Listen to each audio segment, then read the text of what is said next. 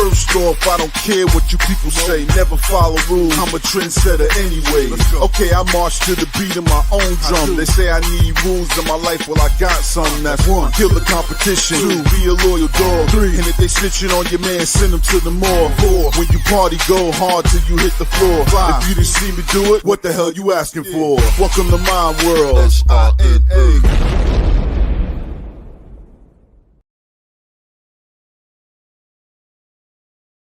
Hey everybody, welcome to the Big Llama Show. I'm the Big Llama. Welcome to the Sunday night live stream. We come to you live every Sunday night, 10 p.m. Eastern Standard Time, here on YouTube, on Twitch at Blkout_AD, and on Twitter or X now.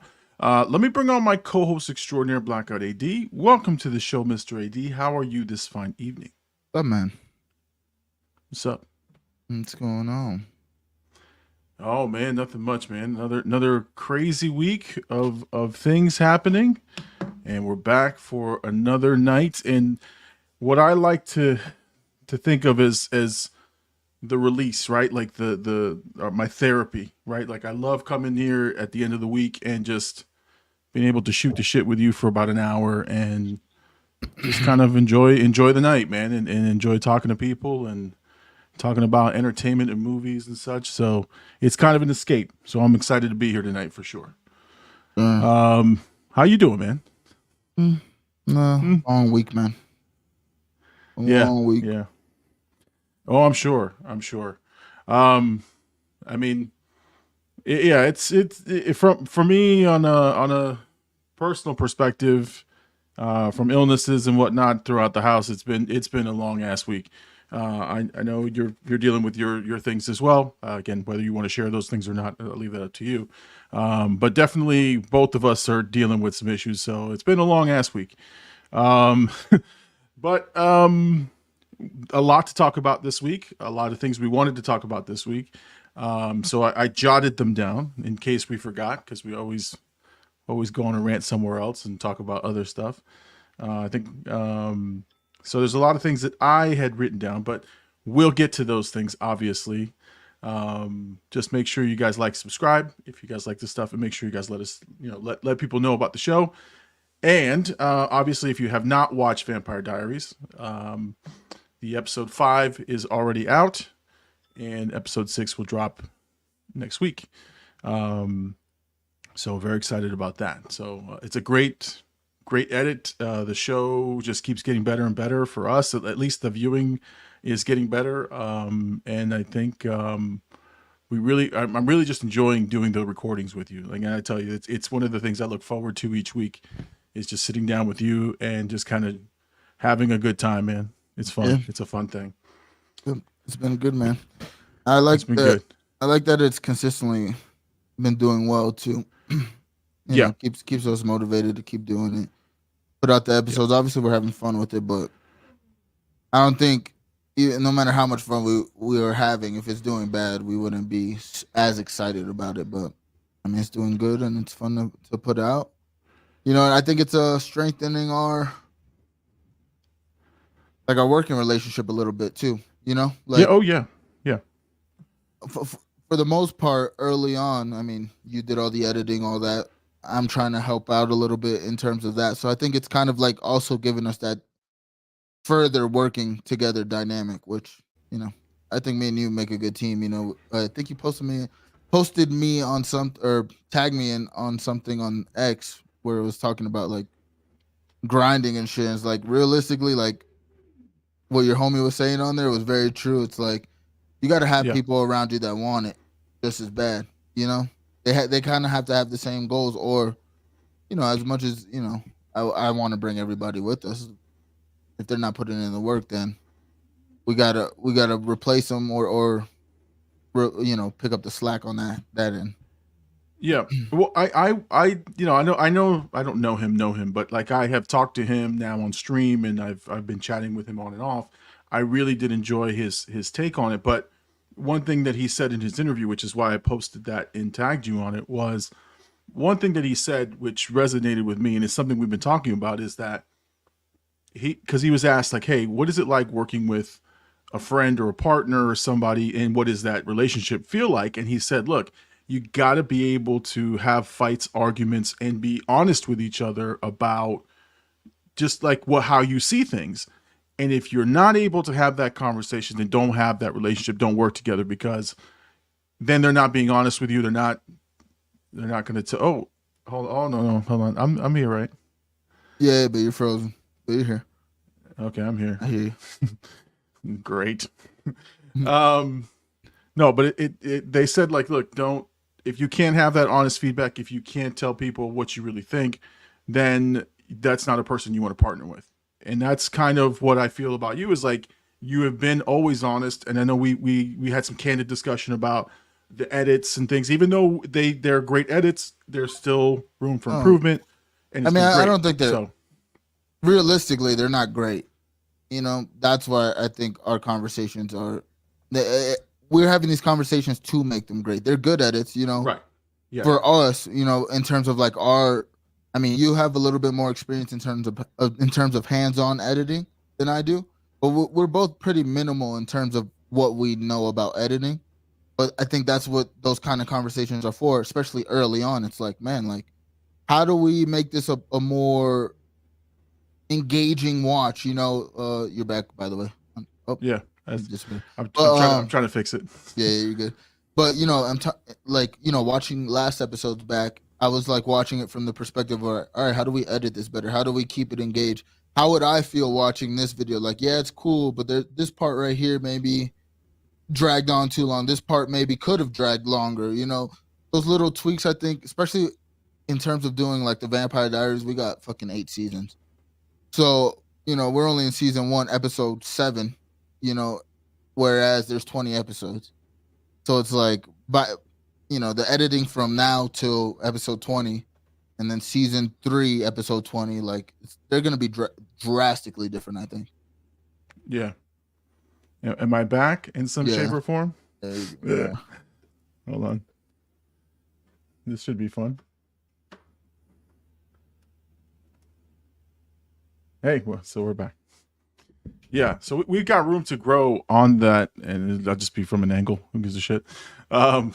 We've got room to grow and a lot of material to cover. So the better we can make the content, I'm really excited about that. So, look, I again appreciate how honest you are with me and how much we're able to collaborate. So this is why. That's why I tagged you. That's why I felt like that guy's speaking to what we're doing. So, and our relationship now, I consider us pretty good friends. Like, oh, absolutely. When I go back, I want to see you. Like, I think we're friends now. But I think our relationship started in terms of being coworkers in a sense. That's kind of how our relationship always has been. Like, we've been working on a goal together, but we weren't necessarily friends per se. Now definitely I think it's definitely changed. But early on, even then, I'm sure I felt like you were a friend at that point. Enough to do a podcast with you. But in terms of like, we've always had that, like, all right, I think we've always had that dialogue where it's like, all right, this is what I think could be better.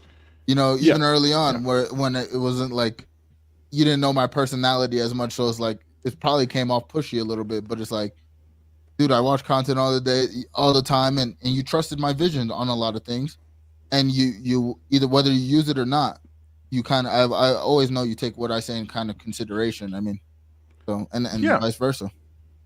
Yeah, no, trust me.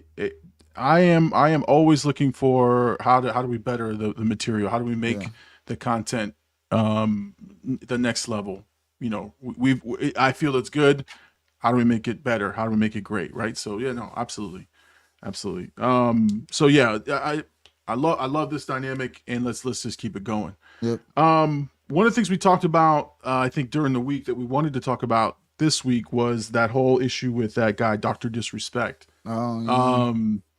That guy, it's interesting because there's a couple of dynamics to this issue. The first one being, when the allegations first started flying, a lot of people were like, wait and see, which I totally agree. I totally agree with, like, when you first hear about somebody getting accused of something, you got to wait to see the facts, right? Like you can make your assumptions of what might happen to the guy, but because a lot of people are getting flack now because they were like, I don't know, let's wait and see. And they were friends of his, they were coworkers or partners, and a lot of money is in these transactions, with having a partnership with him. So I think at first it seemed like they didn't know, right, what was happening, and that's fine. But now that you do know, you got to like Vietnam, you got to be like, look, this is you're an idiot. You're a fucking idiot. Like this guy. I don't know, man. It's a weird situation because this is 3 years old. Yeah. This is old as fuck, right? Like, I think it came out because some type of smear campaign. He supposedly was gonna do 10 million, or was offered 10 million for kick or some shit like that, and turned it down, and like kept and stayed on YouTube. And then all of a sudden, this was literally like 2-3 days before all of the stuff came out, and people knew about it. That's the thing. Like, early on, again, you start seeing, when you watch as much content as I do, especially in like certain spaces. So like hip hop, I see everything that goes on in hip hop in terms of like big stories. I see how people talk about them on different platforms, what the consensus is. Same thing with like gaming. The past couple of years, I've been just laser focused on like what's going on in the gaming industry. Like these characters, especially like someone like Dr. Disrespect, is kind of a interesting way he got into the gaming space, because he was like a developer at one point and was like working on COD, and then just made a whole persona. But the fact that it came out, clearly somebody wanted to ruin him. You know what I mean? Like, there was a reason Twitch settled, didn't file any suits, didn't do anything when all of this, because they had the information. They were saying, people, like, they knew about this. There was a reason they just paid him his money and let him go. Yeah. So, well, apparently he didn't. Well, apparently either the victim's family, right, or someone either settled. There was money exchanged somewhere along. Something happened where nobody pressed charges. I'm just talking about between him and Twitch. No, that's what I'm saying. Because he was on a contract, and they paid him out right from his contract. But I'm saying, with no repercussions, nothing was said. They just let him go with that. I think there's more to the story than what we're getting. Now, it does paint him as a bad guy. And of course, what he did was wrong. But the fact that it's coming out, it's just the way it's coming out now, as opposed to when it happened and the whole reason he got kicked out. It's like, it's weird. And even before, there was like some bathroom thing where he streamed in the bathroom before, and they banned him. So like, there's like a bunch of like weird things between Dr. Disrespect's camp and Twitch. And I mean, Twitch is a weird place. Like, you got to be honest. And like, Twitch is a very, very, very weird place in terms of like the way people speak, like the way the culture, especially if you like are watching a woman stream or something, and you just look at the chat, like, it's some vile shit. So I can only imagine what's going on in like the whisper section, which is like the DMs. Like, that's just got to be some weird ass shit. Well, okay, so from what I read, and this is why I find it interesting, because you dive into like the investigative part of it. From what I read is that there was a whistleblower at Twitch. There was some either a let go employee or somebody who knew the details of why he was banned, and they were going to leak it and say what happened. So, something to that effect. I don't believe the whole. No. 2 years later, I'm saying. I'm saying I don't believe the whole. When the person released a statement, it was like, I was scared for my life, blah blah. I don't believe that aspect. I really do think maybe that employee did get let go and does work at, let's say, a Kick. Right. To and no, then, listen, I like, put it past him. To me, it's just weird. He gets offered a $10 million contract, turns it down, and now all of a sudden, all these DMs from years ago come out from another company, a bigger company, a company owned by Amazon, which you would think Amazon would be like, yo, let's try to. He's big enough that people would know what's going on with him and Twitch. in terms of like this scandal, because him leaving Twitch was a big blow to Twitch, especially at the time, because he was like on the rise to be one of the biggest streamers. So this did happen, it hurt Twitch's pockets, and then they had to pay him out. But now all of a sudden they want to be the good guys, and now it's out. You know, like it's a weird thing, and it's also weird. Like I feel bad for his streamer friends, right? Like the people that gamed with him, the people that played with him, because there's no way. I mean, they might have had. I mean, they all big streamers got people on the inside of Twitch. Like they all got like direct lines to people, especially the people that got contracts. Like they're talking with people. So maybe some of them knew or kind of gotten hints to what it was. And since it wasn't out, they worked with it. And now all of a sudden everybody's like, I didn't know this was going on. I didn't. To me, the whole scenario is like some very Diddy.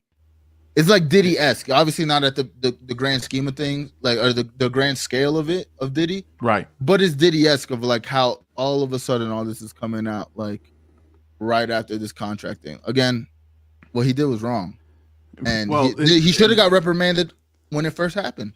Exactly. But you know what I was, when I read his statement, because he put out his statement, and I read the different versions of his statement, because people screenshot that shit. The fact is, again, many years ago, that's fine, but like, you gotta know what you're doing is wrong when you're engaging a discussion with a minor, and then like the way he was describing it. Yeah. Like, okay, so again, I'll use myself as an example, right? People DM me, again, not me because I'm famous or anything. It just like ads and like marketing people, like I get those all the time, or I get like those people soliciting like dating services, shit like that. Spam. I block and do not accept any of that shit. And if I got something from somebody who says, "Hey, I knew that person was a minor," you better believe I block and delete that shit immediately. Like come on, man. Like you gotta be smarter than that. But again, some people have. I think in his character, in like the past, because think about it, he plays a character, right? Doesn't break character for anything. The only couple times he broke his character was, I believe, his house got shot up live on stream, and he, obviously that shit's, you got to get up and you're no longer playing the fucking character. But also, the other time was when he was not dressed up as Dr. Disrespect, and he went on stream and apologized for cheating on his wife. So clearly, the guy's fucking in the DMs. He's just not. That the thing is like he said he knew that it was a minor. So like that, it's like, all right, bro, like what the fuck? You know what I mean? That's where now it's like, all right, dude, how long Llama's gone. Well, how long were you doing this? How many other minors were you talking to? You good? I can't hear you. Can you hear me? I can hear you. Oh, we're having some issues tonight. This guy's having issues. Either way, Dr. Disrespect, dirtbag. He's losing all his sponsorship. He lost the money.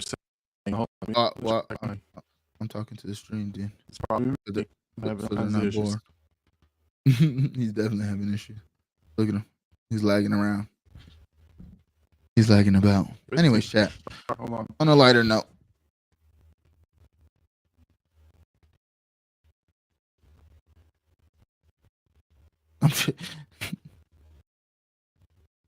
Oh man, I don't even know what else is on his list.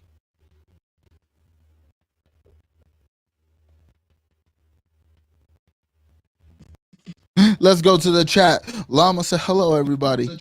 Katie said hello. Deontay said still the two-time.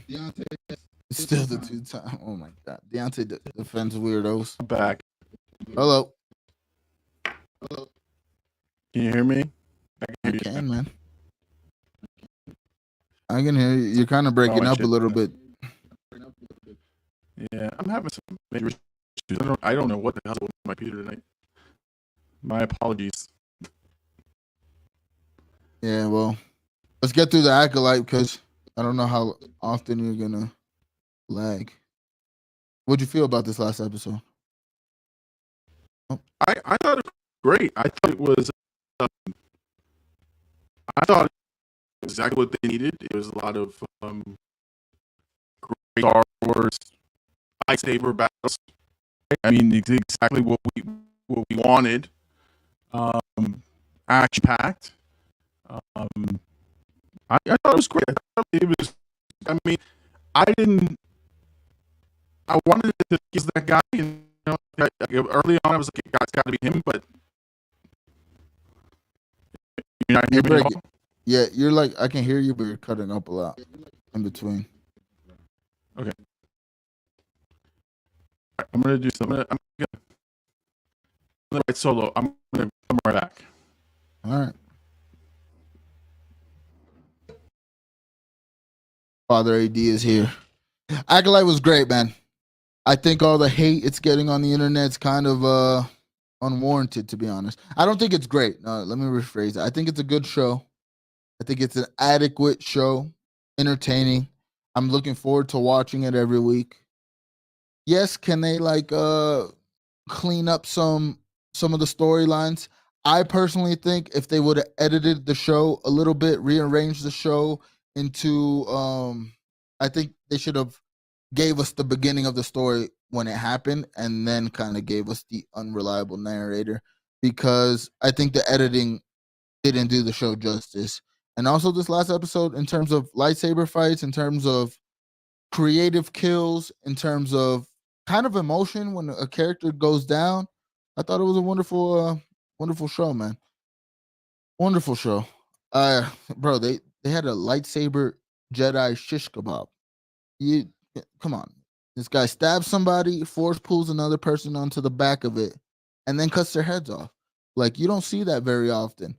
And if this wasn't a show that was female led, the Star Wars fan base would have went crazy for this. If this would have happened in fucking the Kenobi series or some shit, they would have went nuts for this. But because, you know, there's a bunch of incels in the Star Wars community, they don't like the fact that they're trying to make a quote unquote woman empowered show. But I think the show's just fine. Now, will it stick the landing? You got 3 more episodes. Who knows? It could stick the landing.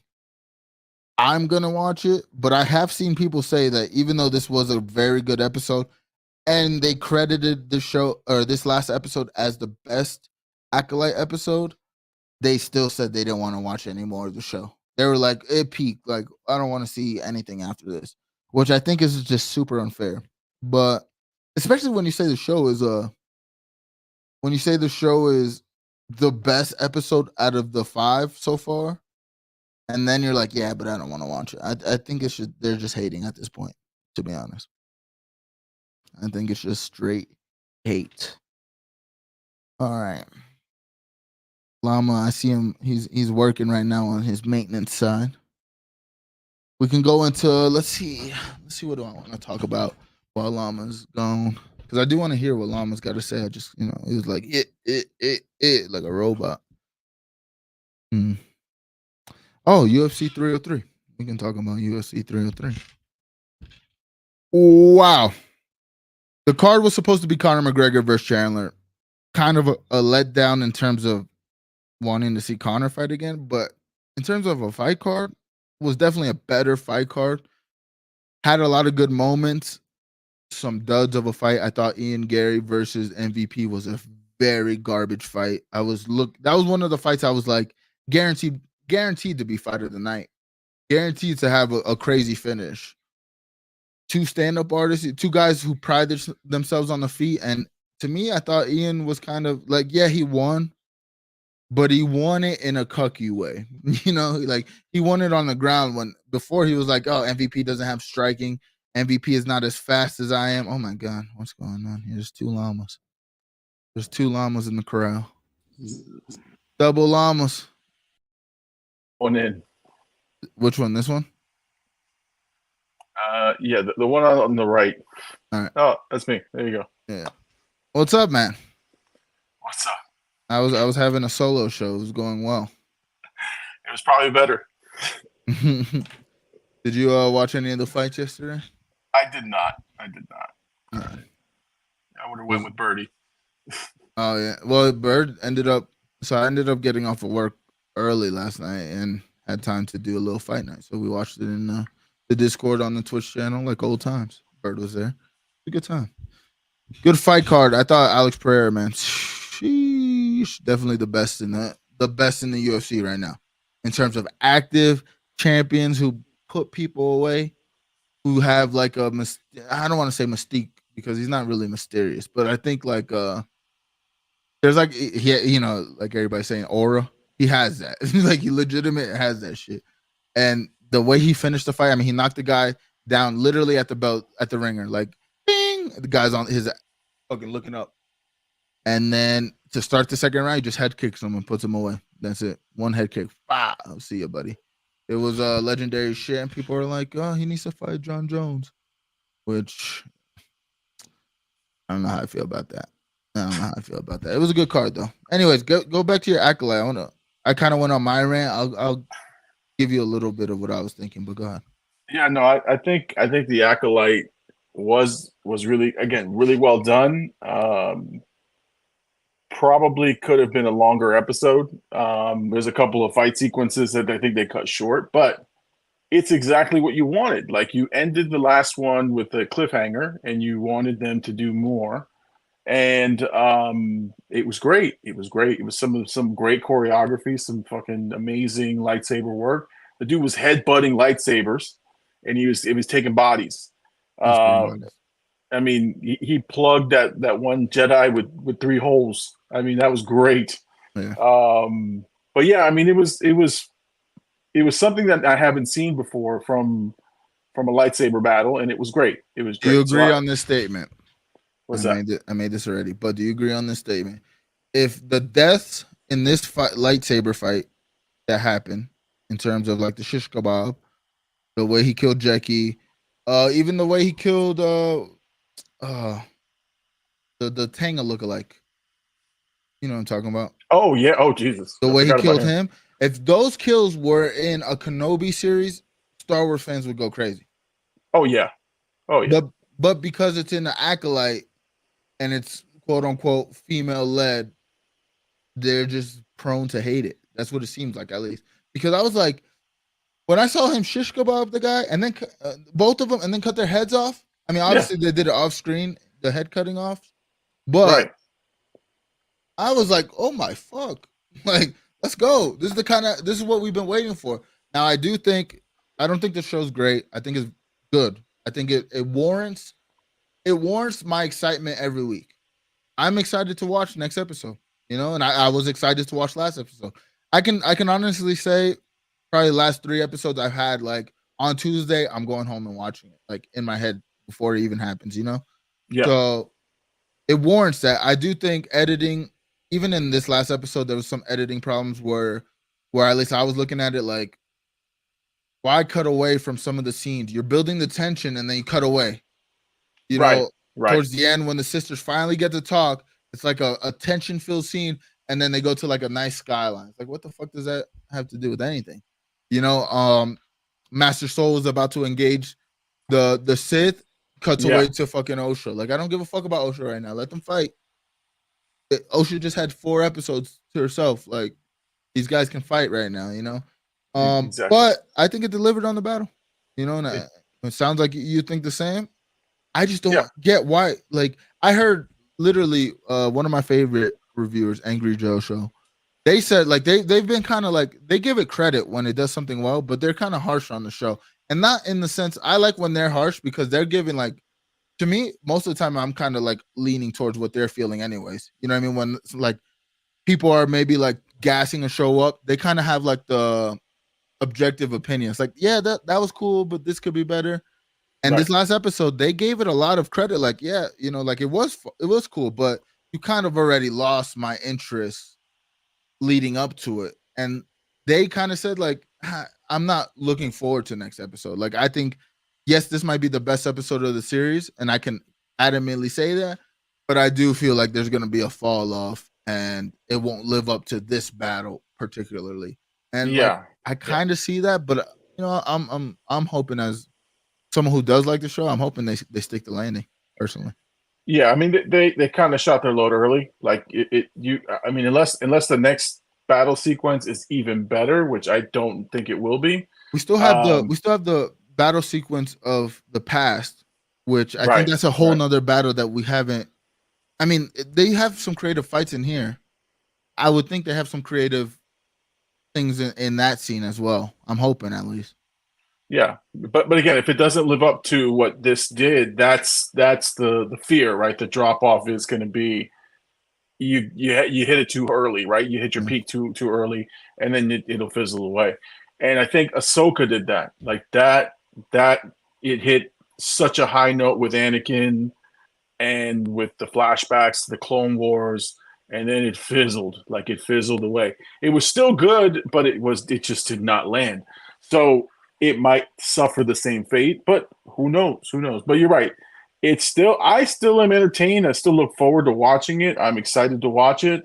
It's again still not a perfect show. No. And I think that's okay though. yeah, yeah. I personally, I'm like, I mean, we said this last week, but like, why does everything have to be great?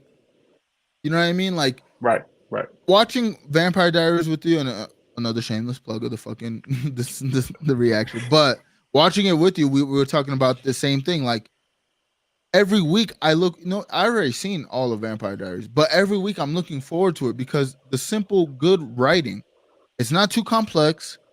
It hits it hits at every emotional beat. You have some laughter in there. You have some, like, it's just good writing through and through. And every week the storyline is building towards something. It feels like this is building towards something, but it's stumbling on the way. Like, it's like something's gonna come out of this, good or bad. It's gonna do something to the Star Wars universe. How are they gonna execute it? Because even then, it's like, what's gonna happen? Like, if I'm Right. foreshadowing right now, Osha's gonna become a dark side user. Quamir's gonna start teaching her. She's gonna be the acolyte he's looking for. And then she fights the other sister, probably kills the other sister because the other sister has said multiple times, "I'll kill you."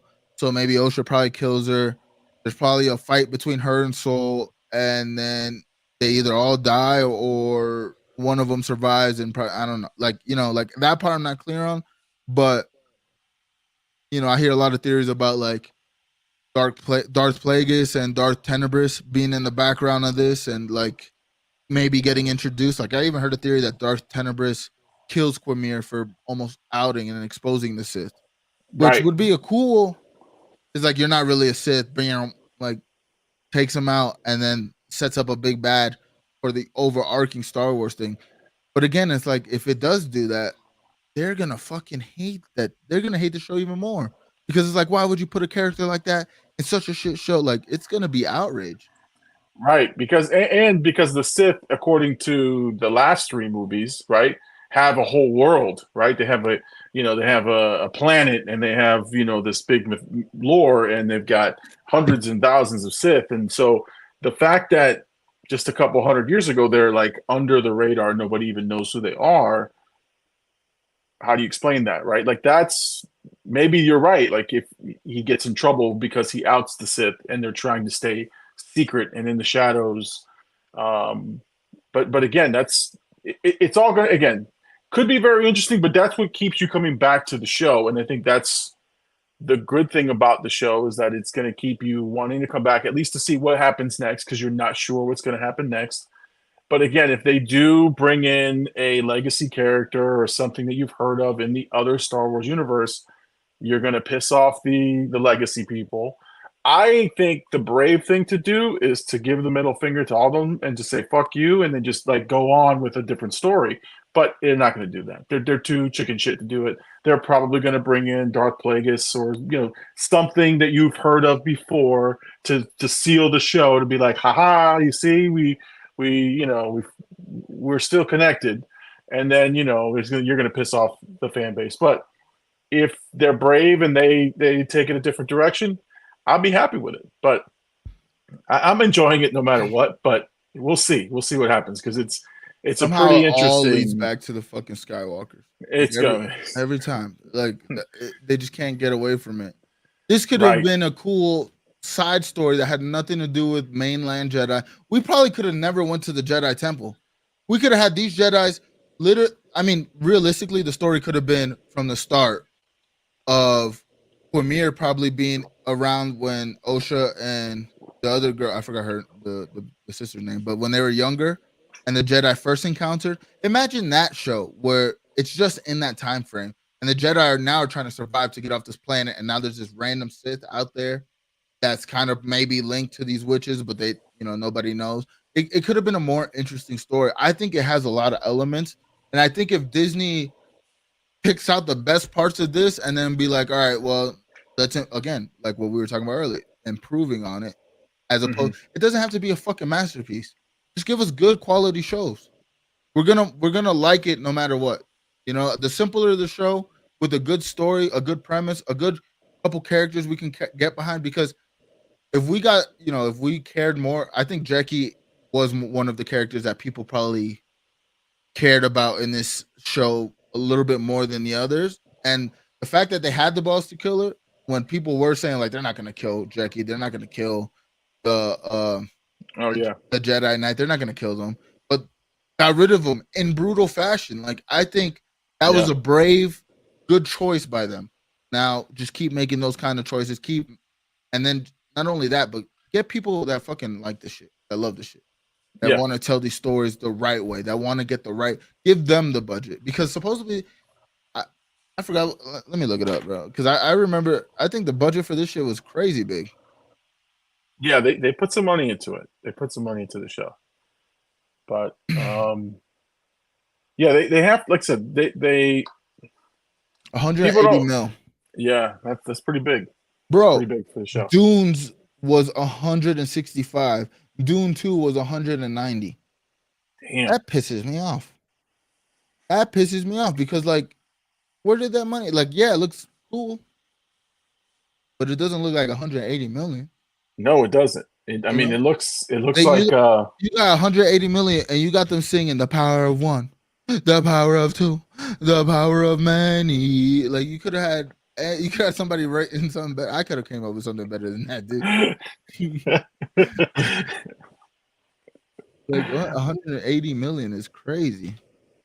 Yeah, that's a lot. That's a lot of cheddar for them, man. And some of the sets look great, some of the things look great, but not $180 million worth. No. It's not that. But also, I feel like, what if they're playing us? What if they knew, like, kind of like the Quamir act is like, think about how goofy he was and played it really well. To the point, somebody said that, I seen, I forgot, it was like a meme or something, but it was like the best reveal of the Acolyte was his guns. The fact that he was brolic, it was like, how the fuck did he, like, that guy was like ripped like this? But the tone changed, like how his tone changed dramatically. It didn't even feel like the same character.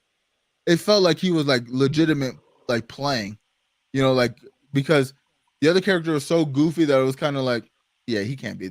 They want us to think he's the bad guy, but the switch was like, oh no, he's a believable bad guy. Exactly. And what if they give us something like that, where it's like, all right, we kind of know what you guys are gonna hate. You guys have been hating all this shit. Let's play with you guys. You know what I mean? Like, let's keep giving you bits and pieces, because every episode has gotten better. That's the thing. Every episode was an improvement of the last. Yeah. And if that trend keeps going, this episode to me was a solid 6. Like a great episode. Like, I had a good time. It caught me on a couple surprises. I was like, all right, what the fuck's next? Right. You might end up where maybe they do land this. They do stick to landing. They do start, because there's so much. That's the thing. There's only 3 episodes, but there's so much we still need answers to. What the fuck happened in the past? What is going on between Osha's memory? Because I think Osha's like probably blocked some shit up if she doesn't remember. That's one thing. Yeah. So it's like, I don't know, man. I mean, the show's good, and I'm gonna continue to watch it. I don't think the hate's warranted, but please stick the landing, Disney, please. Please do that. And then, it'll be fun. It'll be fun to watch all the people just blow their fucking minds on Twitter. Or it would be, I think the best thing is if they turn everybody. They fucking heel turn them at the end. Like, oh, you know what I'm saying? Like, everybody's holy shit. I fucking hated this show at the beginning, and the way they end, like, they played us. You know, like that hasn't happened in a show in a long time, if ever. You know what I mean? Where it's like a show starts out so bad that people continue to talk about it, even though it's a quote unquote bad show. They continue to put videos on it. It gets a lot of views, but then boom, it's we got you. Here it is. This is what the future of Star Wars looks like, and we gave it to you. We spoon fed it to you in a show you hated. They won't admit it. You don't. They won't. They won't admit it. But they won't now. You, but in 10 years, they'd be like, Acolyte was fucking the shit. it's like the prequels. Everyone hated the fucking prequels, and now it's like universally loved. Universally. Get out of here. Get out. It's like you guys hated that shit. You hated Jar Jar. You hated all that shit, and now you're like, oh my god, greatest prequels ever. Get out of here. It's so funny. The Jar Jar thing is hilarious because I saw it with my grandma, and my grandma's favorite character was Jar Jar. So the whole time after I seen the movie, I kind of was like, in my perception, Jar Jar was a good character.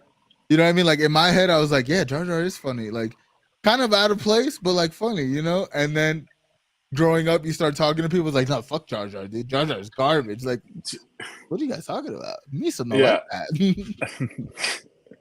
Misa sound racist. When I rewatched it in the theater, it hit a little different. Jar Jar felt different. The Chinese guys hit a little different. The blockade guys. We talked about it on the drive home. We were like, man, George Lucas, if you would have just got rid of those like clearly racist voices, you probably would have had a decent movie. But like, there were some things you did on purpose. I don't know. Maybe I would have to watch it, but also you got to because I haven't watched it as an adult, so maybe my perspective will change. But you got to also take into account they're in fucking space, dude. Like, how many fucking accents are they gonna come up with? Like, some of them is gonna be racist. You know what I mean? Like, but some of them are just like on the nose, man. It's like, come on, man. The blockhead, like this guy is doing a Chinese accent. Like he's not Chinese, but he's doing a Chinese accent. And the street merchant guy, he's doing it like Arab accent. And again, they're trying to like. I'm just trying to play devil's advocate because they're trying to play cultures. Like, right. Space, dude. Like, there are people. I mean, again, how many creative ways are they going to create new languages that doesn't sound like somebody else? Like, it's going to be very hard. And then you got to do that for every planet. You know, it's like just make the sand place sound like Arabs. You know what I mean? Just keep it simple. You don't have to overthink this. Exactly. We already know what they sound like. Let's just make the voices. Just go. But if he does a special edition, that's what he should do. Just replace the voices on some of those characters. You'll be all right. Everything else will be all right. The movies are great. Oh man. And so the other thing I had written down too is so you got Inside Out 2 went to the billion club, so they made $1 billion. That's crazy. Movie's ass.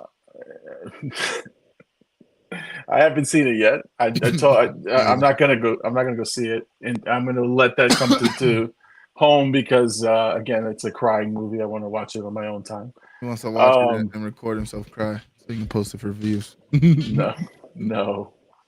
Although I do have Godzilla -1, and I heard that's a crying movie too. But that one I'm gonna watch. Yeah, I heard that was a fucking good movie. Yeah. I have it. I have the movie just sitting there waiting to watch. So, but no, the $1 Billion Club, that's crazy. You got then Twisters coming out, like Despicable Me, like 15 coming out. Yeah, movies I don't care about, dude. Give me fucking Wolverine and Deadpool. That's the next movie I'm interested in. Yeah, that's the I got to get the tickets for that one. That's the one thing I'm missing. But yeah, no, it's heating up and it's great. It's people are going back to the movies. It's 4th of July week, but 4th of July lands in the middle of the week, so it's like, what do you do? So I don't know. I don't think that's a big movie release time. So I think next week is Twisters. Comes out, and A Quiet Place just came out. That had mixed reviews. I saw IGN gave it a 9. IGN gives everything a 9 or 10, and then you go see it. And it's like, well, IGN gave Furiosa a 10. So, and that movie was mid. But no, I think it's again. I'm excited about movies and going out to the movies again with some of these titles coming out. But again, I am. It's Deadpool and Wolverine is the one that I've got people asking to go with me of the family. So they're like, "Oh, you're going? Can you get us tickets?" I'm like, "Yeah, sure, I'll get you some tickets." But again, once I make the plans, I'm there. I'm gone. It's done. It's over. But maybe you're not sitting with me. Maybe you're sitting in the front row. I don't know. But I'm getting my tickets. So it's like that, man. It's like that. I tried to do that before, where I bought tickets for the entire family. We sat all in the same row. Ended up watching Black Panther in the front row with my neck broken. And so no, I'm not doing that again. Family will sit separated if we have to. Yeah, I hope it delivers, man. I hope fucking Deadpool and Wolverine deliver. I mean, they keep giving you more stuff, and the thing is, they should have kept the Sabretooth thing to the movie, but I don't know. That's kind of making me nervous. There was those paparazzi pictures of the Superman suit and different things from Superman, which I thought were interesting, but I really don't care until I see it. Are you still there? Yeah. Oh, okay. Oh, this thing left my ears. Hold on. Man, I'm having some issues tonight, man. Yeah, some technical difficulties, dude. Man, I don't even know. Like, it's a good thing we got like 12 minutes to go, because like I'm over this shit right now. We can end it. We can end it whenever. You know what? End this, because I don't even know what just happened. My AirPods are at 98%, and the shit just turned off. And now I can hear you. I'm sure you can hear me. Yeah. But I don't even know. Fuck. Well, this is the worst technical issues I've had in a long time. Cincinnati, dude. Cincinnati. Yeah, exactly. Biggest So you know letdown. what? End this shit. All right, man. Shit. You just watched the Big Llama Show every Sunday, 10 p.m. Eastern. We're here talking shit about nothing that anybody cares about. Go check out Vampire Diaries. I know Llama's got the notebook in the hopper. We got 2 more episodes of the Vampire Diaries ready. Stay tuned, man. The channel's growing, man. Road to what is it? 7K. Oh, he's halfway there. Anyways, like, comment, subscribe. Thank you for watching. We'll see you next week. Peace.